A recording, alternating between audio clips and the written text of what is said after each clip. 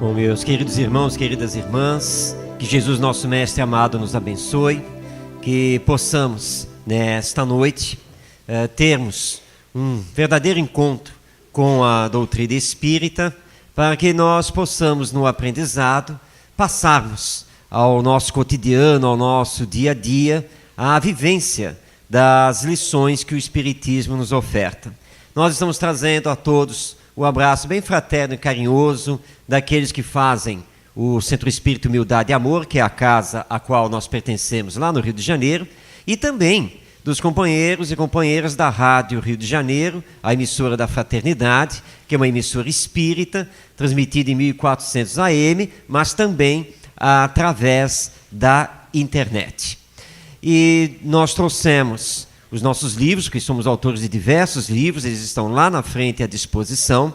E hoje é uma questão, porque nós espíritas aprendemos que fora da caridade não há salvação. Então, quando nos fazem determinadas solicitações, nós não temos como não atender. Então, nos foi solicitado, e hoje, então, especialmente para todos vocês, o autógrafo será de graça. Tá? Então, ninguém fique preocupado quanto a isso. O Homem de Bem é tema de um dos nossos livros, mas é tema estudado pelo nosso codificador Allan Kardec, junto aos espíritos superiores. E nós encontramos esse tema estudado em O Livro dos Espíritos, que é a obra básica da doutrina, e também em O Evangelho segundo o Espiritismo, especificamente no seu capítulo 17. Nós então pegamos a mensagem O Homem de Bem, na verdade um texto do próprio Allan Kardec, e unimos esse texto a um outro que comparece também nesse capítulo, já aí sim, uma mensagem espiritual, que é o homem no mundo. Então o que nós vamos fazer hoje é estudar o texto de Kardec, O Homem de Bem, alguns dos seus trechos, e uni-lo com o que fala o benfeitor espiritual sobre o homem no mundo. Porque nós não podemos ser homens de bem, ou seja, pessoas de bem, apenas na teoria.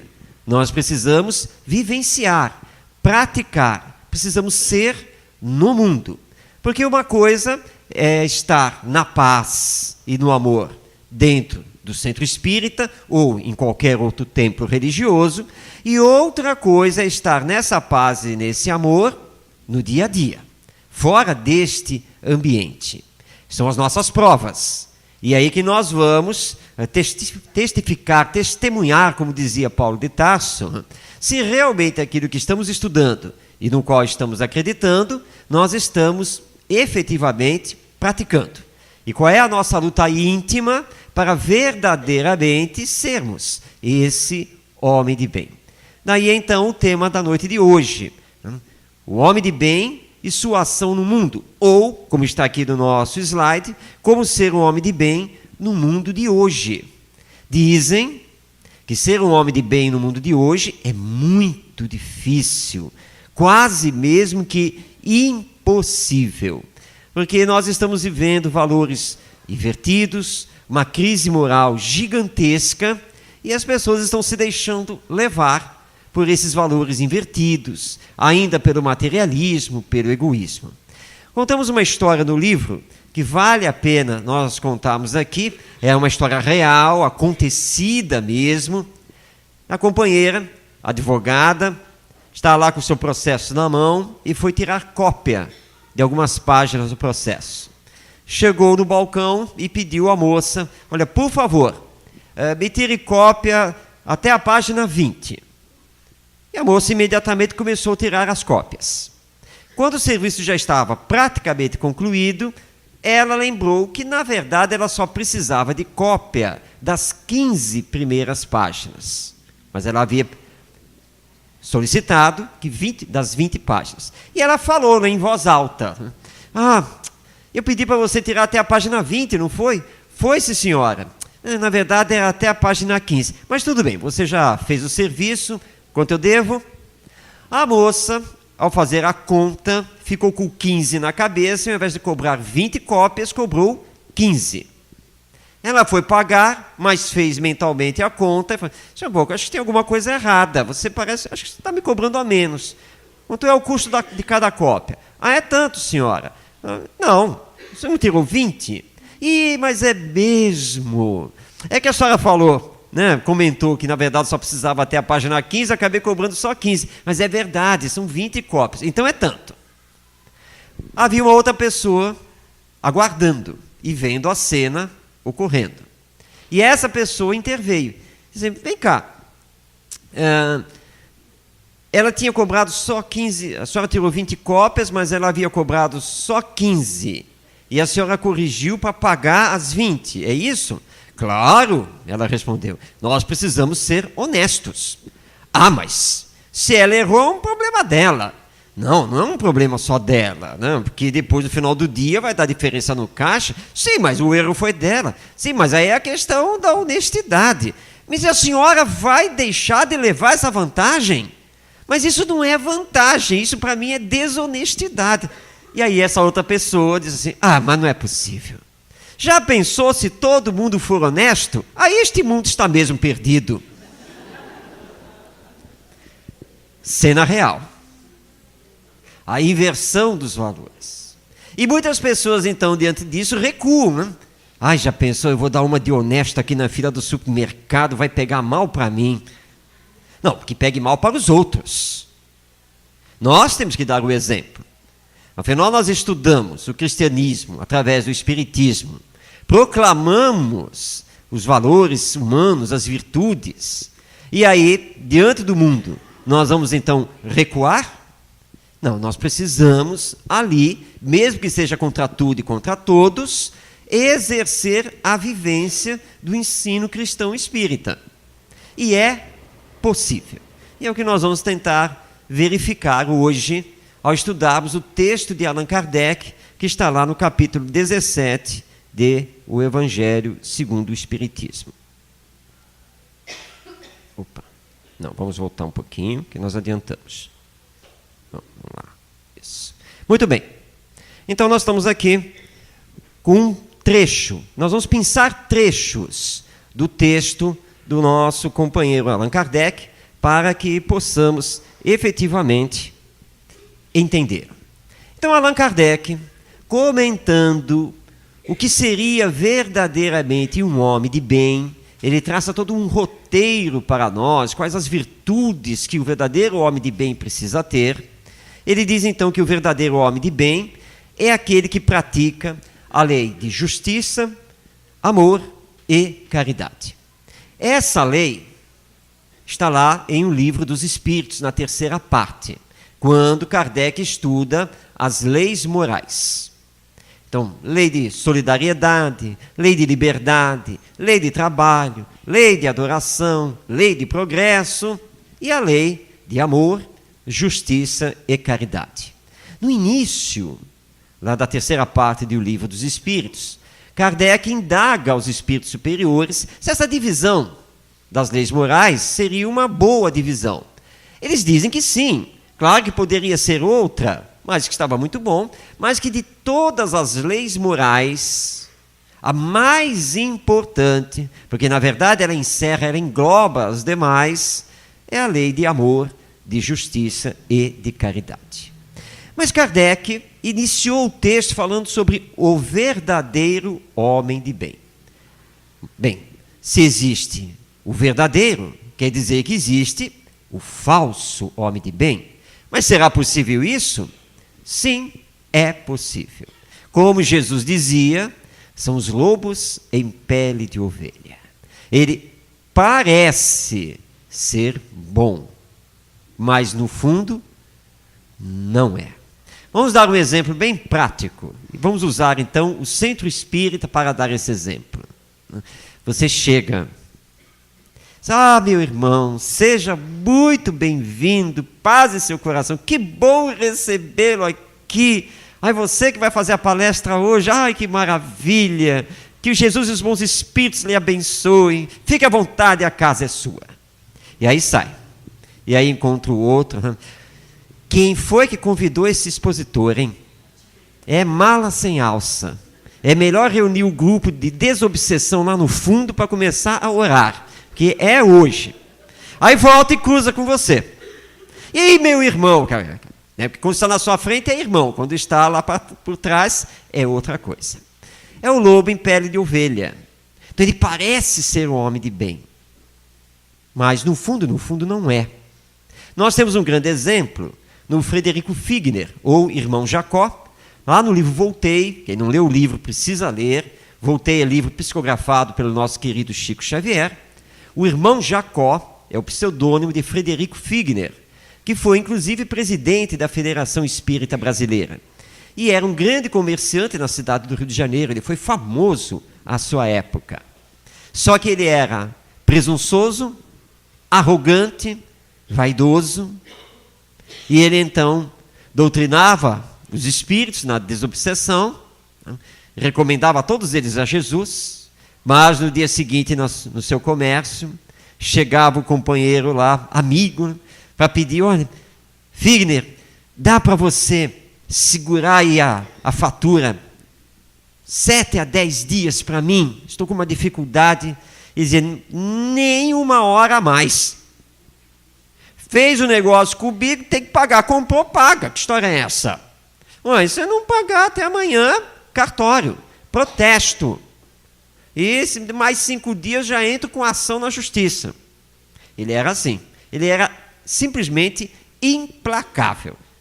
Quando estava já no leito de morte, combinou com a equipe mediúnica o seguinte: olha, assim que eu desencarnar, quero que vocês estejam em reunião, que assim que eu desencarnar, eu já virei dar a comunicação através do médium tal, para descrever a minha luz.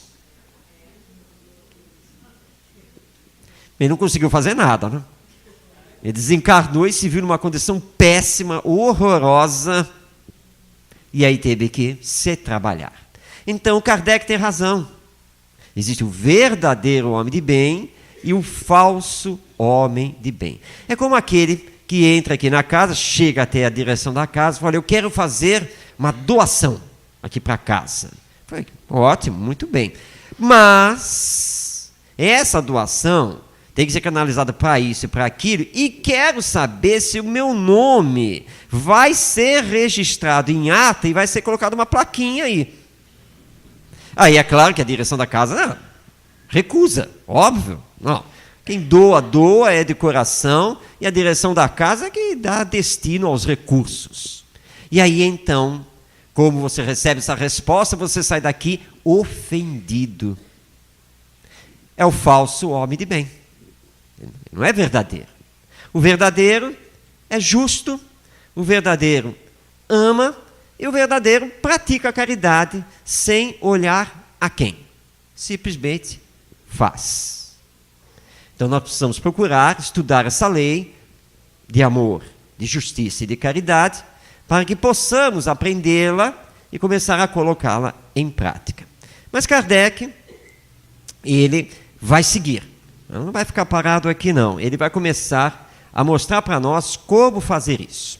Vamos dizer ele lá no texto: o homem, possuído pelo sentimento da caridade e de amor ao próximo, faz o bem pelo bem, sem esperar recompensas, paga o mal com um bem.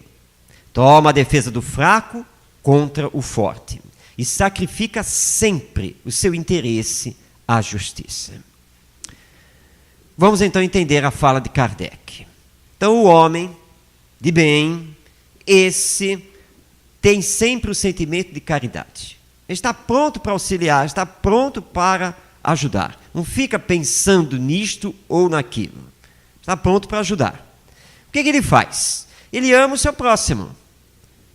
Porque o próximo nada mais é do que o seu irmão. Porque todos nós somos filhos de Deus e, portanto, todos nós somos irmãos. É um próximo. Por isso, quando Jesus foi indagado quem era o próximo, e era uma indagação muito sutil, porque feita na época por um fariseu, ou seja, um doutor da lei judaica, ele queria colocar Jesus contra o muro e pegá-lo numa contradição. E ele perguntou: quem é o meu próximo? Porque o judeu ortodoxo não amava o tirano romano, não amava este, não amava aquele. Quem é o meu próximo? E aí Jesus conta a parábola do bom samaritano. Havia um homem que viajava de Jerusalém para Jericó, ou do Rio de Janeiro para Cabo Frio. Um homem. Jesus não disse quem era.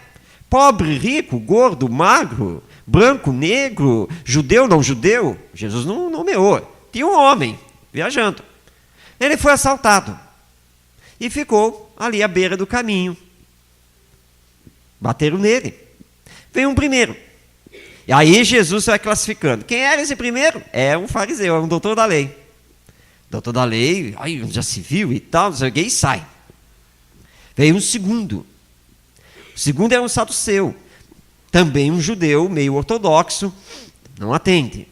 E vem um terceiro. O terceiro é o samaritano. O samaritano é um judeu da Samaria. O judeu samaritano, na época, era um judeu mal visto, porque o samaritano não fazia a peregrinação anual para o templo de Jerusalém, não seguia determinadas determinações do culto religioso. Então ele era um judeu mal visto. Mas quem é que para atender? O samaritano. E que faz de tudo por aquele homem. E aí Jesus se volta para o doutor da lei e pergunta: bem, desses três, quem lhe parece que amou o seu próximo? E aí o doutor da lei teve que engolir em seco, né? Mas ele não podia falar samaritano, essa palavra era proibida. Então, ele diz: foi o terceiro. Então vai e faz o mesmo. Vamos colocar a parábola para os dias de hoje. Então havia um homem de negócios, que ele fazia sempre a viagem, Rio de Janeiro, Cabo Frio. Um dia o pneu estourou, ele teve que parar no acostamento. E quando ele estava trocando o pneu, ele foi assaltado. E bateram nele, e levaram o tablet dele, o smartphone dele, e tudo que ele tinha. E ele ficou estendido ali. E vem um carro pela estrada. E nesse carro está um religioso. O religioso olha: oh meu Deus, mais uma pessoa assaltada. Até quando nós continuaremos com esta violência? Devo correr para o meu templo, vou orar ao Senhor, pedindo paz para esta humanidade. E vai embora. E vê o segundo carro. O segundo carro é de um político da região. Ele olha e conversa com o motorista. Olha só, mais um assaltado. Cadê a polícia? Onde está a segurança pública? E não é possível continuar assim. Rápido para o meu gabinete, que hoje eu discurso. Hoje eu derrubo o prefeito, o governador, todo mundo. Seguiu. Aí vem um terceiro carro. Esse terceiro carro para. É uma pessoa comum. Está indo para os seus afazeres. Parou. Foi lá, atendeu, colocou para dentro do carro, levou para o pronto-socorro, localizou pela documentação a família, fez contato e só saiu de lá depois de se certificar da chegada da família, do atendimento, de tudo. Quem amou o próximo? A terceira pessoa. Quem é essa terceira pessoa? No nosso caso, não sabemos. O homem assaltado, só sabemos que era um homem de negócio, e mais nada. E a pessoa que atendeu, muito menos. Porque quem ama o seu próximo, simplesmente ama. E realiza a caridade. Então é o que Kardec coloca. Paga o mal com o bem. Por isso Jesus colocou. Quando alguém lhe bater numa face, oferece a outra. Ou seja, quando alguém lhe fizer o mal, para essa pessoa, faça o bem, que é o oferecer o outro lado da face. Ou seja, pagar sempre com bem. Ora pela pessoa.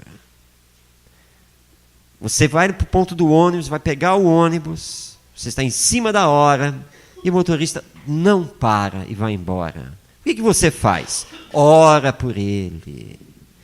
Pede que Jesus o abençoe. Para que uma próxima vez, e fique lá exercitando a paciência, a tranquilidade, com bom comportamento, que o verdadeiro homem de bem, o espírita, não pode pensar mal dos outros. Então você está exercitando, não? Exercitando uma série de valores, uma série de virtudes que são muito importantes. Oração, que é a lei de adoração, paciência, calma, tolerância, compreensão. Está você exercitando. Olha que beleza, né? E aí se percebe, nossa, antigamente eu saltava no pescoço. Agora não. Estou me pegando aqui até orando por ele. Isso é lei de evolução. Progresso moral que está sendo realizado. E aí você está pagando o mal com o bem. Agora cuidado com isso. Ainda mais em família. Aquela pessoa, né? Faz e acontece, pediu que você comprasse no seu cartão de crédito, você fez porque ela se comprometeu para pagar as mensalidades, não pagou, estourou tudo em cima de você. E aí, somos espíritas, né? Não, tudo bem, eu tenho que compreender, né? Mas um dia ela haverá de entender, um dia não sei o quê, vai deixar, até mesmo porque a vida cobra, vai vir aí uma curva aí da existência dela, ela vai ver o que é bom. Acabou de pensar mal. Desejou o mal para a pessoa. Que história é essa? E ainda entregou para Deus. Senhor, eu não vou fazer nada, mas o senhor, aí, hein? Aciona a lei aí, pega lá na curva, hein? Mas Deus é amor. E Deus olha para você, eu vou pegar você depois. Então, vamos ter uma boa conversa. Vamos muito cuidado com isso. O controle do pensamento também é importante, que às vezes nós não verbalizamos, mas estamos pensando. Então nós temos que subir mais um degrau nessa nossa escala de progresso moral. Vamos tomar cuidado com aquilo que desejamos também. Vamos tomar sempre a defesa do fraco contra o forte. É a lei. Quem sabe mais ensina quem sabe menos. Quem tem mais ajuda quem tem menos. E assim por diante. E é claro que nós vamos nos colocar sempre a favor da justiça social, dos direitos iguais. É isso que nós temos que fazer. E, se houvermos de ter de sacrificar o nosso interesse pessoal imediato, haveremos então de sacrificar. Mas sacrificar sem queixas. É a renúncia verdadeira. Se não é aquela outra história contada pelo nosso irmão, o irmão X, através do Chico Xavier. Casal, 50 anos de vida em comum. E aí ele desencarna, e na sequência ela desencarna, encontro do mundo espiritual, e aí o anjo da guarda conversando com ela e parabenizando. Parabéns, minha irmã, pela sua existência, 50 anos de vida em comum lá com o companheiro, vocês conseguiram construir o lar, a família, quase nenhum desentendimento, parabéns e tal. Face a isso. Vamos dar a você agora mais uma missão na próxima encarnação. E ela toda feliz, né? Radiante. Puxa. E para que você possa então cumprir melhor ainda essa missão, nós vamos juntar vocês dois novamente. Aí ela interrompeu o anjo. Epa, espera aí. Que história é essa? Mas já não bastou aguentar os 50 anos? E aí caiu tudo, né?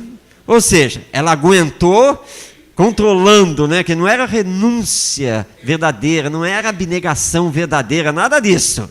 Ela simplesmente aguentou achando bom. Depois que desencarnar, ele segue, sei lá para onde nesse mundo espiritual, e eu vou para lá. Ele vai para a esquerda, eu vou para a direita. Mas não é assim, né? São os vínculos. Mas aí foi descoberta, tá vendo? Ó, não tinha amor verdadeiro. Né? Porque a verdadeira renúncia não fica se queixando. E o que nós mais encontramos, ainda mais quando estamos, né, junto com as pessoas, os trabalhadores, ou no atendimento fraterno, é isso, né? As pessoas se queixando do outro. Marcos, posso falar com você? Falei, já vem coisa aí, não? Pode, claro que pode. Pois é, não é que eu queira me queixar, né? Sim, claro, né? Espírita não se queixa, né? Mas eu não aguento mais. Aí começa, e vem aquela ladainha toda, porque a história você já conhece, ó, há anos. O que é que você me orienta? E nós vamos dar a orientação que já demos há anos. Tem que saber renunciar, tem que realmente saber tolerar, tem que saber abrir mão. É como o casal, né? Vamos casar. Então você não vai mais ficar sozinho, porque sozinho é uma coisa. Casado é outro, compromisso, união. E é óbvio que tem que abrir mão de alguma coisa. O problema é que depois de casados, nós chegamos assim, ô mulher, é porque era princesa antes de casar. Casou agora. Ô mulher, ó, tô indo lá pro Rio porque já reinaugurou o Maraca e eu vou assistir meu time hoje lá. Vou com a galera.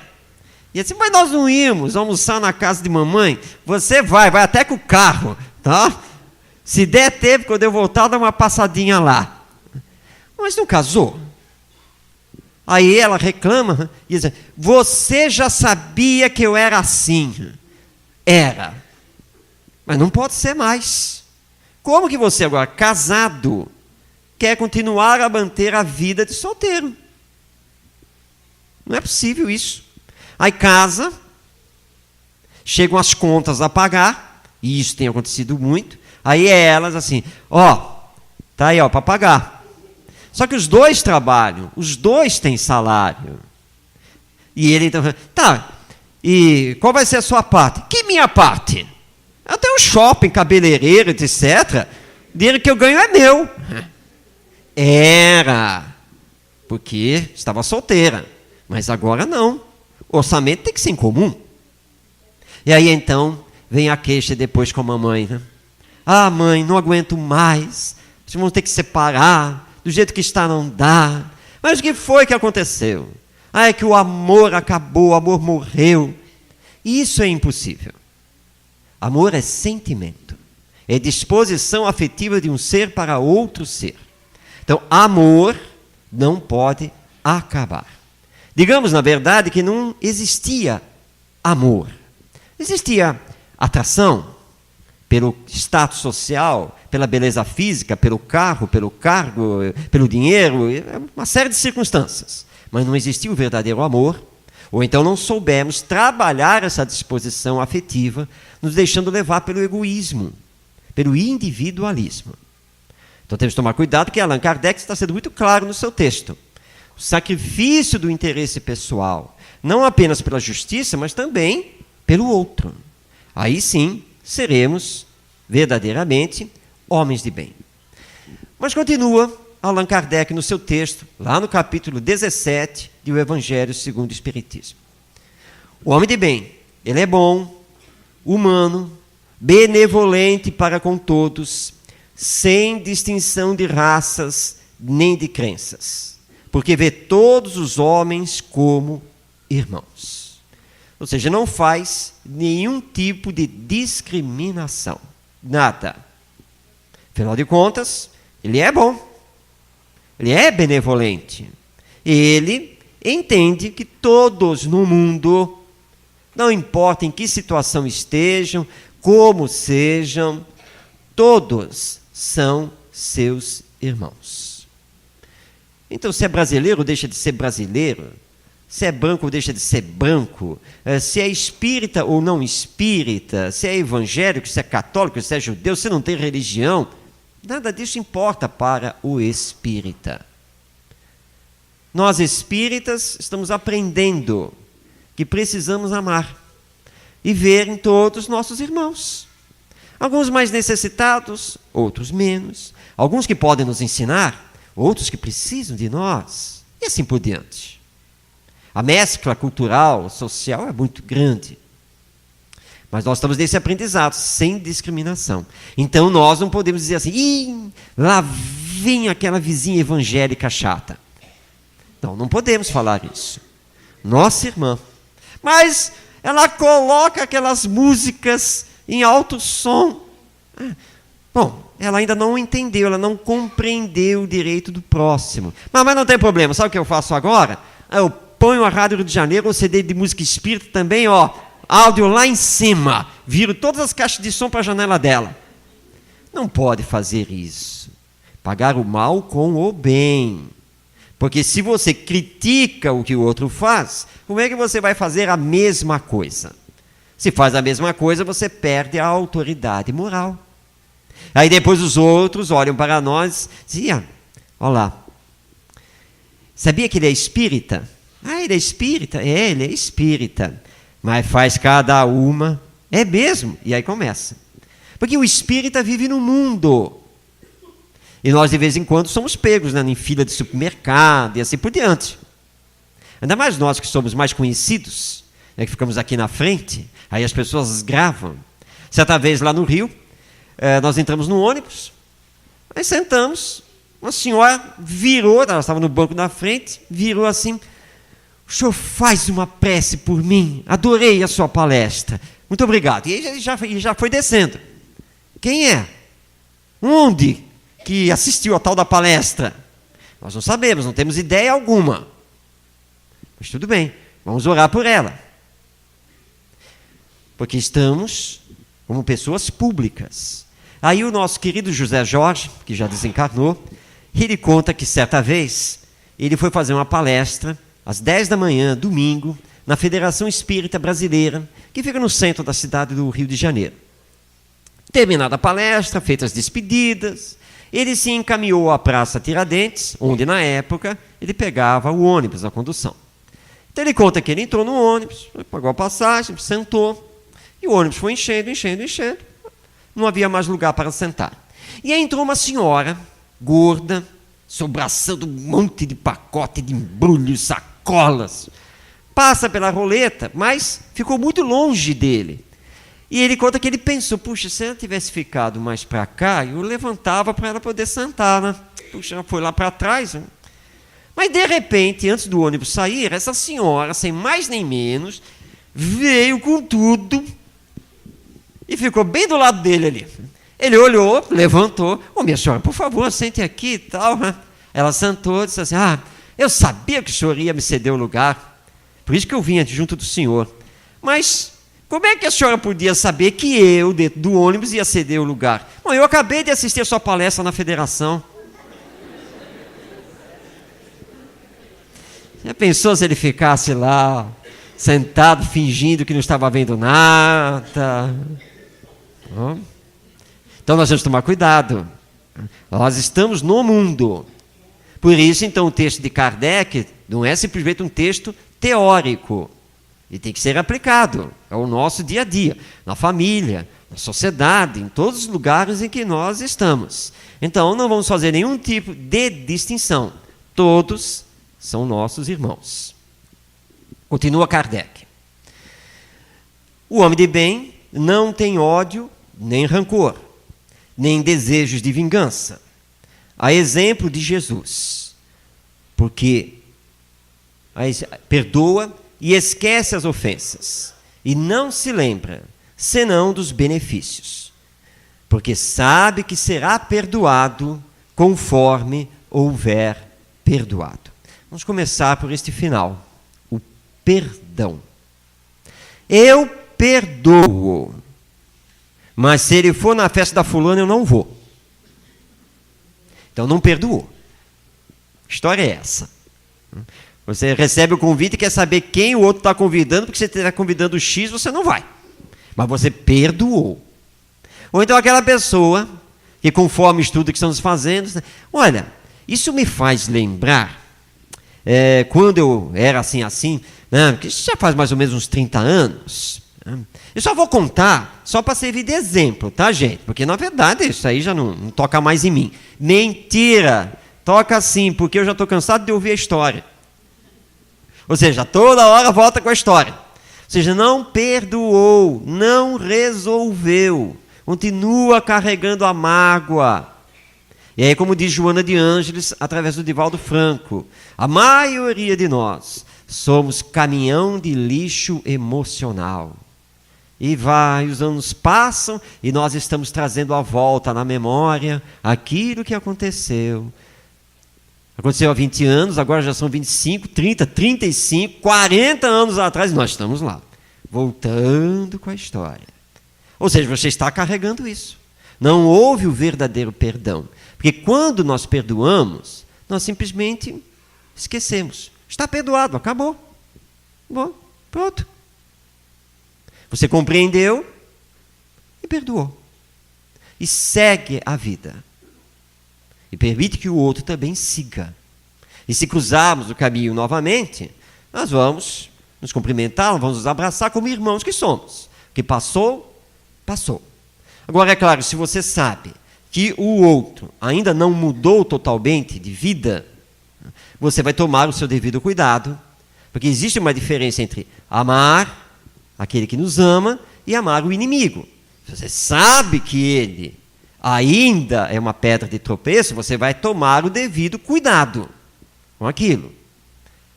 Você emprestou uma vez, ele não pagou.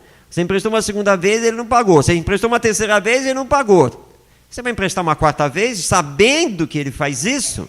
Falei, não, agora, meu filho, olha, agora eu não vou, agora eu não posso não. Não posso não. Poder eu posso, mas eu não vou fazer isso. Porque está mais do que na hora de você aprender que a vida não é assim. Como que você vai dando calota em todo mundo? E vai levando a vida desse jeito? Então não conte comigo financeiramente. Eu sei que você vai ficar com raiva, vai falar mal de mim, mas não tem problema, eu estarei com a consciência tranquila. Agora, não vou lhe abandonar. Quando eu souber que você está aí com dificuldade, tropeçou da guia, eu estarei junto sim para amparar. Tá? Mas aí já é de outra maneira. Que você, no início, possivelmente não entenderá, mas lá na frente você haverá de entender. Então é assim que nós vamos fazendo. E sem mágoa, sem raiva, nada dessas coisas. E aí vamos tocando para frente, pura e simplesmente. Então é perdoar verdadeiramente. Nunca desejar vingança. E aí volta aquilo que nós já comentamos, né? Não, eu não sou capaz de matar uma mosca. Agora, existe uma lei, que é a lei de causa e efeito. Essa lei vai atingi-lo. E aí você já está, na verdade, arquitetando a vingança, né?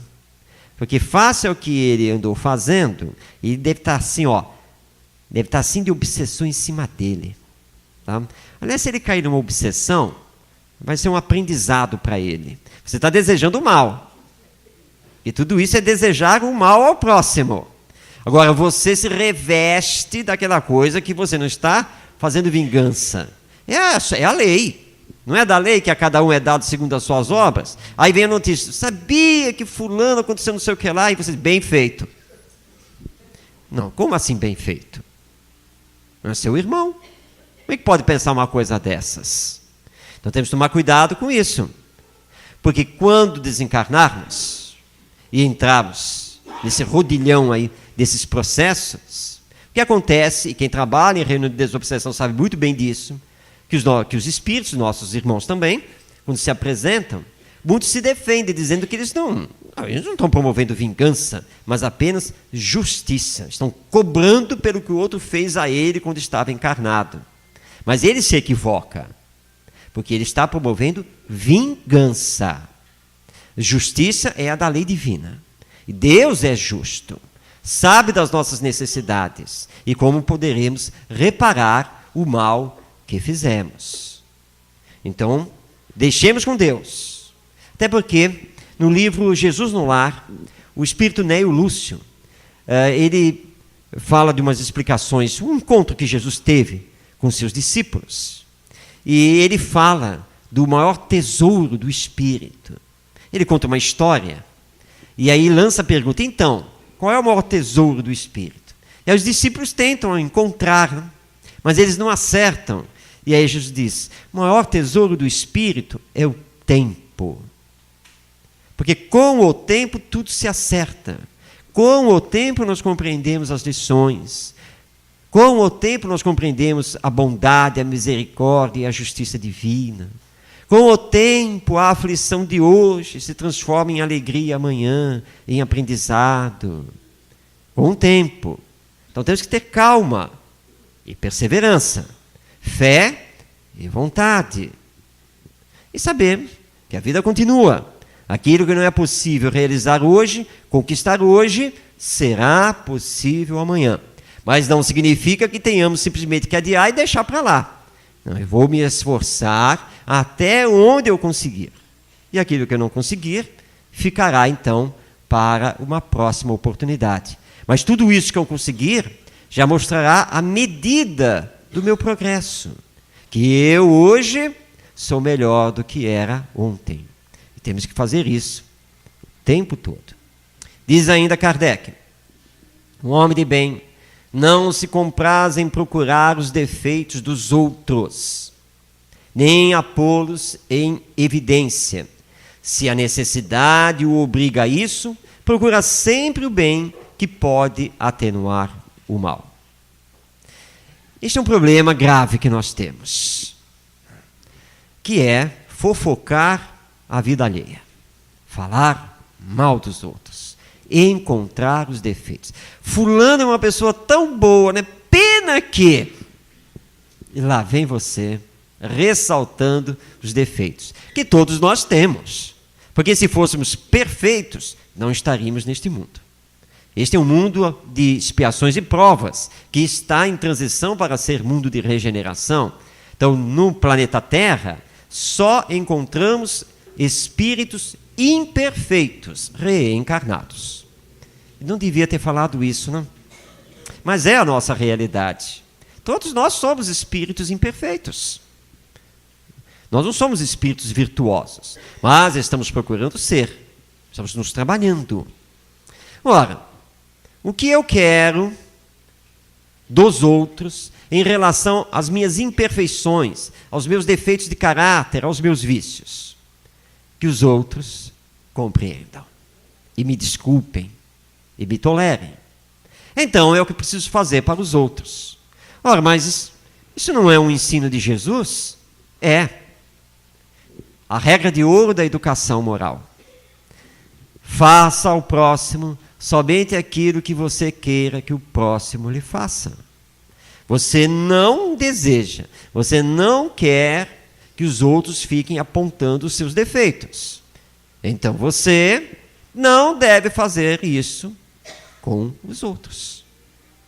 Tem defeitos? Tem. Mas vamos usar o positivo, as coisas boas que possui. E não exigir do outro o que ele não pode dar, o que não está nele ainda.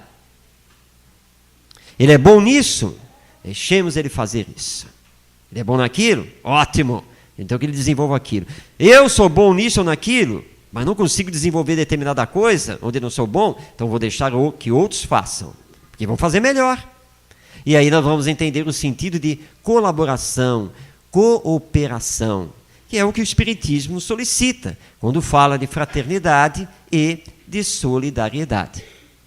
Cada um de nós responde por si mesmo perante Deus. Nós não precisamos de outros juízes. Nós já temos a consciência e a lei divina. Nós somos conscientes daquilo que somos. Então os outros não precisam ficar apontando os nossos defeitos. Agora, teríamos que colocar em ação a proposta do Espírito Santo Agostinho, lá na questão 919 do Livro dos Espíritos. Todos os dias, antes de dormir, muito importante isso, antes de, porque tem gente que deita e aí vai querer fazer, aí não dá certo, porque você dorme. Então, antes de dormir, rever o seu dia. Como foi o meu dia hoje? Pensei coisas boas? Falei coisas boas? Fiz coisas boas? Poderia ter feito mais? Não foi muito bom? Mas aí Kardec indaga, mas as pessoas podem se enganar nesse auto-julgamento. Aí Santo Agostinho diz, sim, mas aí basta imaginar uma outra pessoa pensando, falando e fazendo o que você pensa, fala e faz. Imagina, põe você numa outra pessoa. Gostou? Então está no bom caminho. Não gostou? Então você precisa se transformar. Precisa realizar a reforma íntima. Essa autoeducação, o autoconhecimento com a autoeducação.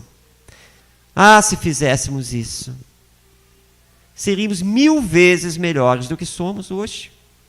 E não estaríamos mais preocupados com os defeitos dos outros, mas sim com os nossos.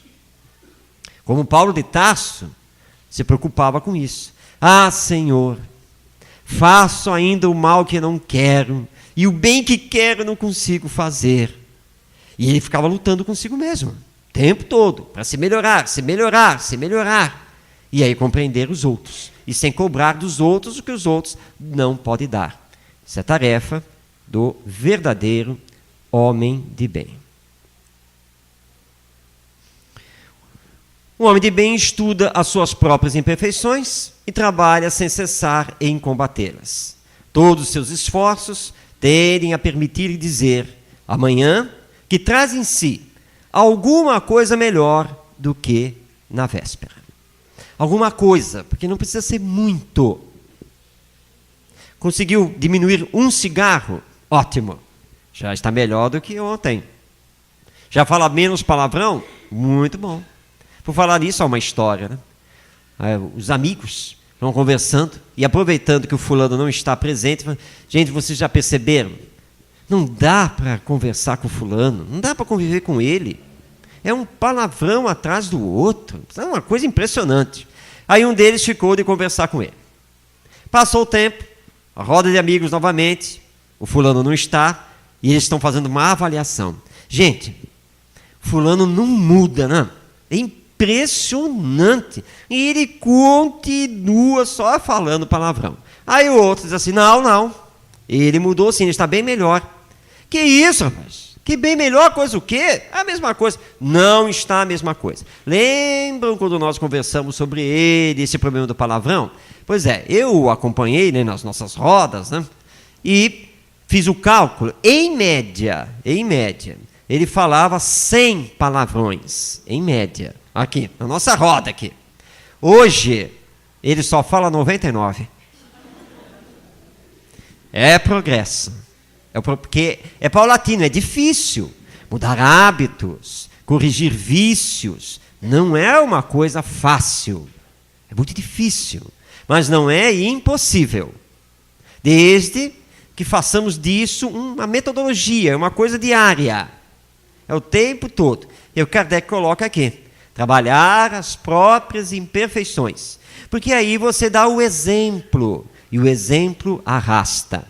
Porque palavras podem até convencer, mas o exemplo, esse arrasta. Aí os outros vão.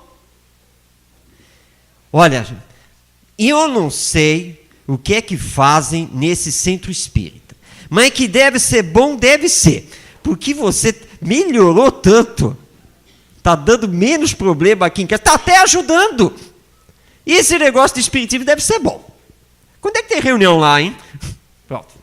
Porque foi o seu exemplo.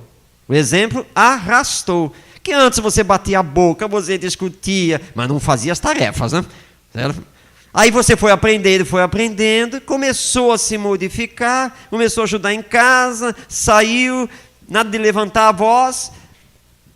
Aí isso começa a incomodar os outros. O que está acontecendo com fulano?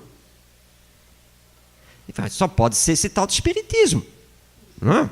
Porque ele está mudando para melhor. Não? Ele não dá mais dor de cabeça, ele não dá mais aborrecimento, ele não bate boca. Está até ajudando. Quem diria? Ele que não levantava daquela cadeira, agora faz questão de lavar a louça.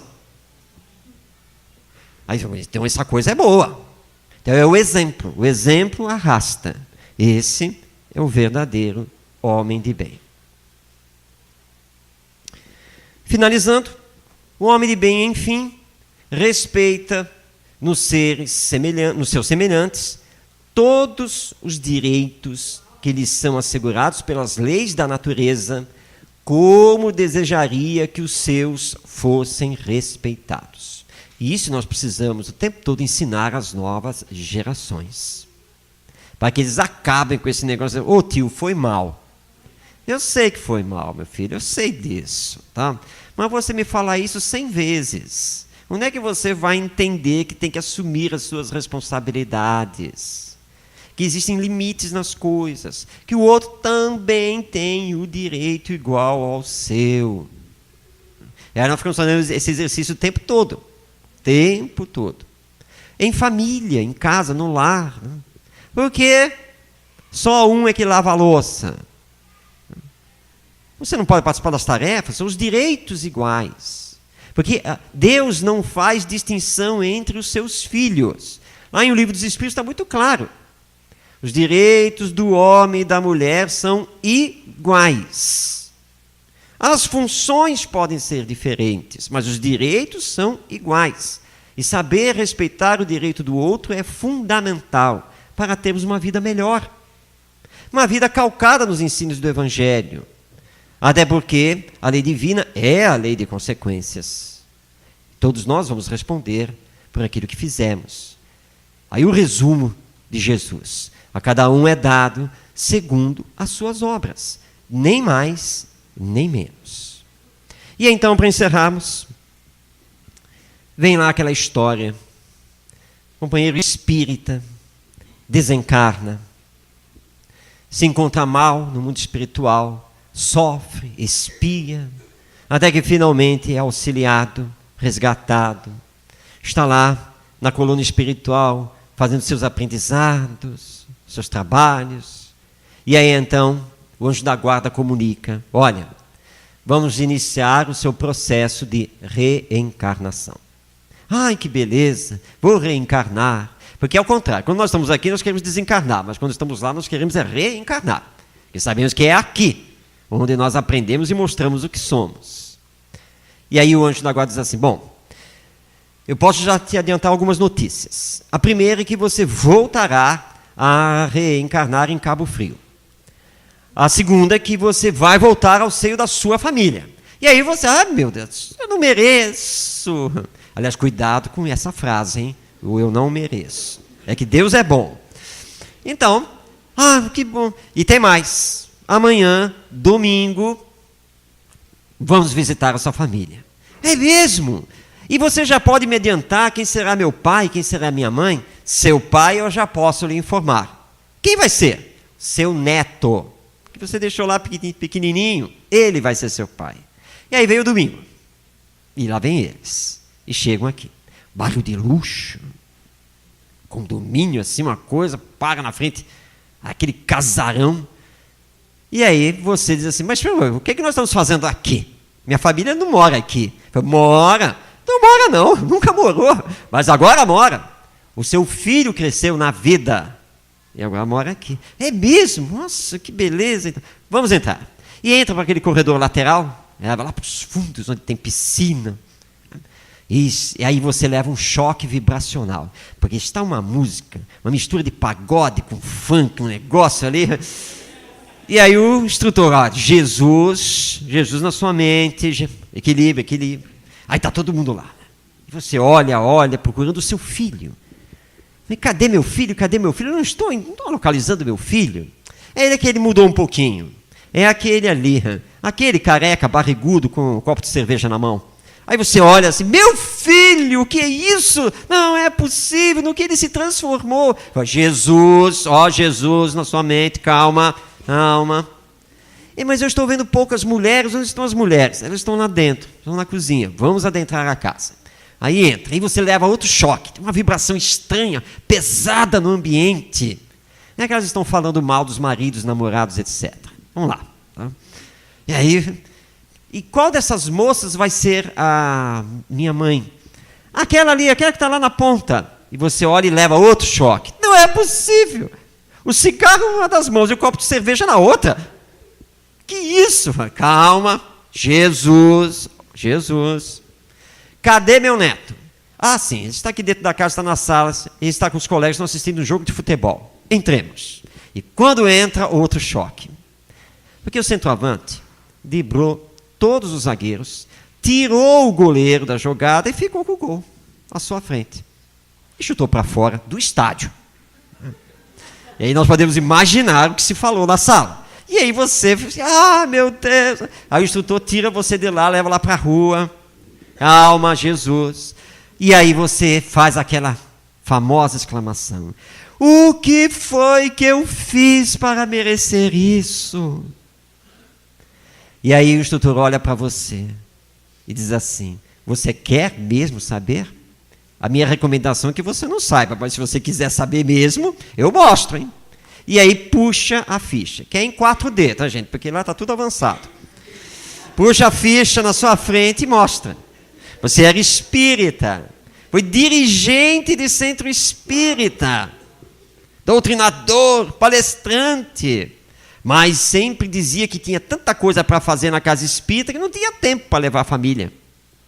Descurou de levar o próprio filho para a evangelização.